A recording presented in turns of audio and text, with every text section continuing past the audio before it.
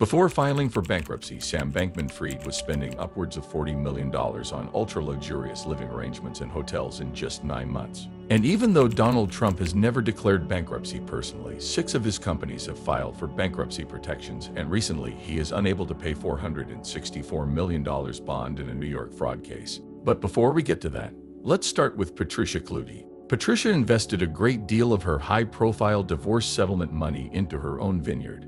However, when the housing market crashed, she lost it all and even had to sell her jewelry and pieces of art at auction. She was married to a billionaire, but when she divorced, she was known as the woman who had the largest divorce settlement in American history, right? Now, things have changed since then. She got divorced, I believe it was in the 80s. But, you know, at that time, she was getting $1 million a year from her divorce settlement. Oh, now that seems provincial. I know. Now that seems like nothing, right? But on top of that, she also got a multi-million-dollar home. Like, he moved out of the home, she got to keep the estate. Right. Okay. Even though she was known as the woman who had the largest divorce settlement, she has just filed for bankruptcy. Patricia lived the epitome of high society life before losing it all during the housing market crisis of 2008. A former Harris and model, Patricia met her second husband, John Doe Kluge, on a trip to New York City. Once worth $5 billion and ranked as Forbes' richest man in the U.S., John Doe Kluge married Patricia in 1981. 9 years later, the couple divorced, and Patricia received a hefty settlement to the tune of $1 million a year, plus the couple's sprawling Albemarle estate. Intending to turn her property into a profitable business, she opened the Kluge Estate Winery and Vineyard on 960 acres of land near Albemarle with her third husband, William Bill Moses. She saw a brief bout of success as the estate's wines graced the tables of socialites and prominent people across the country. Kluge's wines were even served at Chelsea Clinton's wedding. Perhaps intoxicated by her success, she decided to expand aggressively. Over the years, she took out $65 million in loans. The money went into expanding wine production and building a super-luxury subdivision called Vineyard Estates, which was to include 24 multi-million-dollar homes with pools, outdoor kitchens, tennis courts, horse trails, and even space for private vineyards. However, after a series of poor investments and pouring money into her estate right before the housing market crashed, Patricia lost it all. In 2009, she put Albemarle up for sale. Sotheby's International Realty initially listed it for $100 million. The figure was reduced to $48 million in early 2010 and then to $24 million, where it sat until February's bank foreclosure. Apparently unable to service her debt, Patricia then hired Sotheby's auction house to host a 2-day estate auction on the Albemarle grounds. Up for sale went personal jewelry, art, and furniture that included a Chippendale dressing commode that sold for $338,500 and a Qing Dynasty table clock that fetched $3.8 million. All told, 933 items brought in $15.1 million. Next went the winery itself. Farm Creditor of Virginia, one of Patricia's 3 major lenders, estimates she poured more than $40 million into the business. Despite critical acclaim for her vintages, Patricia appears to have cranked up production to 30,000 cases a year, only to discover that her company could sell less than half that. Patricia and Moses defaulted on almost $35 million in loans. By mid-December, Farm Credit had repossessed Kluge Estate Winery and Vineyard after it failed to sell in an auction in which the minimum bid was set at $19 million. In 2011, the Albemarle Winery was bought by Donald Trump for a fraction of what it was worth after it was seized by Bank of America. His auction of all her fine jewelry and other spoils of wealth to try and save herself from bankruptcy didn't work out. She filed for Chapter 7 bankruptcy in June 2011. Next, we have Bernie Madoff, who holds the infamous title of the leader of the largest Ponzi scheme in U.S. history. His investors lost about $65 billion, and he went undetected for decades. Please subscribe if you find this video informative, and please hit that notification bell so you will be notified when we drop another video. Bernie Madoff is widely known as the leader of the largest Ponzi scheme in U.S. history. A financial industry veteran, Madoff flew under the radar for decades before his eventual demise in December 2008. Before the scandal, he and his wife had a personal net worth between $823 million and $826 million. How did he get away with it for so long? He appeared trustworthy. He started his Wall Street firm, Bernard L. Madoff Investment Securities, in 1960 and had served as the chairman of the Nasdaq. Madoff's success came when he and his brother Peter began to build electronic trading capabilities. He attracted massive order flows and boosted the business by providing insights into market activity. He had all these major banks coming down and entertaining him. He attracted investors by claiming to generate large and steady returns through an investing strategy called split strike conversion. Like most investors, Madoff and his wife enjoyed a lavish lifestyle. They had the Manhattan apartment and $11 million estate in Palm Beach, Florida, and a $4 million home on the tip of Long Island. There was yet another home in the south of France with private jets and a yacht. However, Madoff was just running a Ponzi scheme. He was taking money from new investors and paying old investors. His gigantic Ponzi scheme began to unwind after investors requested a total of $7 billion in returns. At the time, Madoff had only $200 million to $300 million left to give. He conned his list of investors out of a whopping $65 billion. He was convicted by the Department of Justice for 11 counts of fraud, money laundering, perjury, and theft. Bernie Madoff received a maximum sentence of 150 years in federal prison. Before going to prison, Madoff relinquished most of his assets in a deal with the prosecutors. In exchange for Madoff giving up most of his wealth, an estimated $80 million worth of mansions, jewelry, cars, and art, his wife Ruth Madoff was given $2.5 million. Madoff was serving his sentence at a federal prison in Butner, North Carolina, and he tried to push for his release due to his terminal kidney disease and the rise of the coronavirus. Prosecutors, however, refused to release him, and he died at the Federal Medical Center in Butner, North Carolina. We made a video explaining the full story of Bernie Madoff. If you are interested in knowing the full story, there is a link in the description below. Please go watch that video after you're done watching this one. The next investor who committed fraud and went bankrupt like Bernie Madoff is Alan Stanford. He is now serving a 110-year sentence in federal prison for running the second largest Ponzi scheme in U.S. history.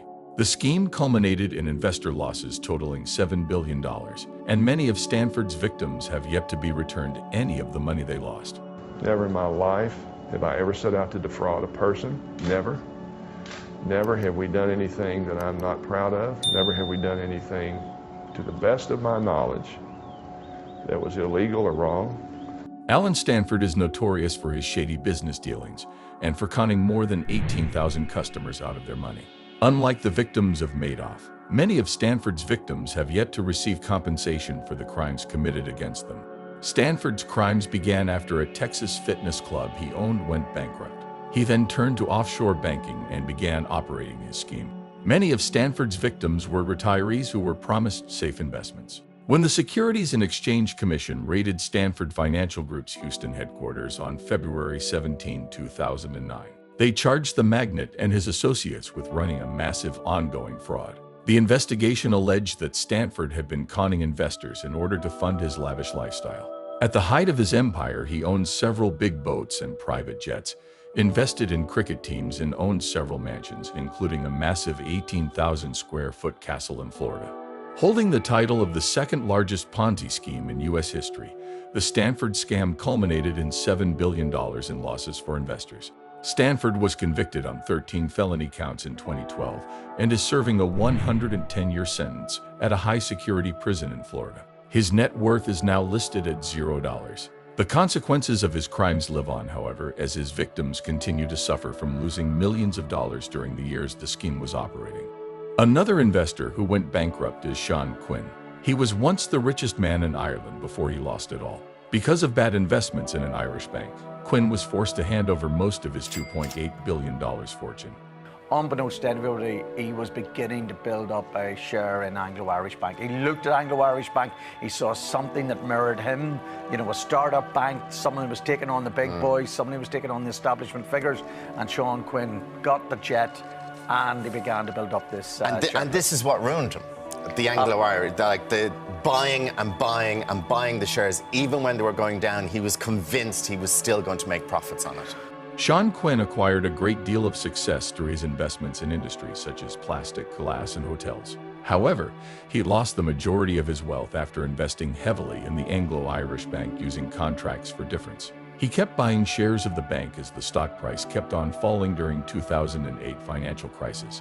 He took out money from good-performing investments and invested that money in Anglo-Irish Bank. But the bank was at the brink of collapse and had to be bailed out by taxpayers. It was later taken over by the government, and thus began a series of legal troubles between the Quinn family and the bank. Once considered to be the richest man in Ireland, Quinn lost a majority of his $2.8 billion fortune. At one point, the Irish Bank Resolution Court, which took over Anglo-Irish Bank, Quinn owed the bank more than €2 billion. Soon after, he was charged with contempt of court for attempting to hide his property assets from the bank in an effort to avoid paying back his debts. In November 2011, Quinn claimed his assets to be less than £50,000 when he filed for bankruptcy. Every cryptocurrency fan is familiar with the story of Sam Bankman-Fried. About a month ago, he was worth about $20 billion. Now he says he's worth $100,000. He's under investigation by prosecutors and regulators, but he insists he did not commit fraud. Let's take a look. A lot of people look at you and see Bernie Madoff. Yeah. I mean, I don't think that's who I am at all, but I understand why they're saying that. People lost money, and people lost a lot of money. And I mean, at the end of the day, look, there's a question of what happened and why. Sam Bankman-Fried had made his fortune through FTX Exchange, an Alameda research trading firm, and established himself as Crypto King. FTX crashed in November 2022 due to a liquidity crunch. The crypto exchange collapsed after it emerged Alameda had been using FTX customer assets to cover trading losses and engage in speculative trading through Alameda research. He also used billions of customer funds from FTX to spend on lavish lifestyle in Bahamas. Its users began withdrawing their investments at a rapid pace. As a result, FTX filed for Chapter 11 bankruptcy protection in the U.S. Before FTX's collapse, he ranked the 41st richest American in the Forbes 400 and the 60th richest person in the world by the world's billionaires. Sam's net worth peaked at $26.5 billion, but it fell roughly to $16 billion and then to nearly zero in 1 week in November 2022. He was sentenced to 25 years in prison by a judge for stealing $8 billion from customers of the now bankrupt FTX cryptocurrency exchange he founded. We made a playlist following his story. We will leave the link of the playlist in the description below. Please go check it out. The next investor has never declared bankruptcy personally, but 6 of his companies have filed for bankruptcy protections. I have never gone bankrupt, by the way. I have never. But out of hundreds of deals... But, sir, excuse me. That's your line, but their companies have gone bankrupt. Out of... What am I saying? Out of hundreds of deals that I've done, hundreds, on 4 occasions, I've taken advantage of the laws of this country, like other people. I'm not going to name their names because I'm not going to embarrass, but virtually every person that you read about on the front page of the business sections, they've used the law. The difference is when somebody else uses those laws, nobody writes about it. When I use it, they say, oh, Trump, Trump, Trump. Please subscribe if you find this video informative, and please hit that notification bell so you will be notified when we drop another video. Ex-President Donald Trump is no stranger to bankruptcy. Though Trump himself has never declared bankruptcy, the businessman-turned-politician has declared bankruptcy on quite a few of his numerous companies. Trump's Taj Mahal Casino in Atlantic City declared bankruptcy in 1991 after defaulting on interest payments to bondholders as his finances went into a tailspin. 2 other Trump casinos have similarly declared bankruptcy, along with the Plaza Hotel in New York. 2 previously unknown bankruptcies filed by Trump. One for Trump Hotels and Casinos Resorts in 2004, which had gone into $1.8 billion in debt, and another for Trump Entertainment Resorts in 2009. All these bankruptcies were caused by high debt and lagging revenues. But even as his companies did poorly, Trump did well financially. He put up little of his own money, shifted personal debts to the casinos, and collected millions of dollars in salary, bonuses, and other payments. The burden of his failures fell on investors and others who had bet on his business future. Another investor who was a billionaire and went bankrupt is Björgólfur Gudmundsson. He was once the 2nd richest man in Iceland and a major stakeholder in the Icelandic bank Landsbanki. After the bank went under in October 2008, Forbes revised Gudmundsson's net worth from $1.2 billion to $0 when the billionaire declared bankruptcy. The Icelandic tycoon Björgólfur Gudmundsson made his fortune in the brewing industry. He also served as owner of the UK football team West Ham. However, in 2009, the man who was once the second richest man in Iceland filed for bankruptcy. His bankruptcy protection filing covered a massive $759 million debt. At the time, it was the largest bankruptcy filing in Icelandic history. Much of the reason behind Gudmundsson's fall from grace was a result of the plummeting Icelandic economy during the recession. Gudmundsson and his son, Jörgulfur Thor Gudmundsson, were both major shareholders in the Icelandic bank Landsbanki, which went under in October 2008. In December of that same year, Forbes revised Gudmundsson's net worth from $1.2 billion to $0 when the billionaire declared bankruptcy. His son dropped down the Forbes list and eventually dropped off completely. However, Thor Gudmundsson has since gained back a great deal of his wealth, in what Forbes referred to as a crazy comeback. It is unclear whether his father has had similar good fortune in recent years.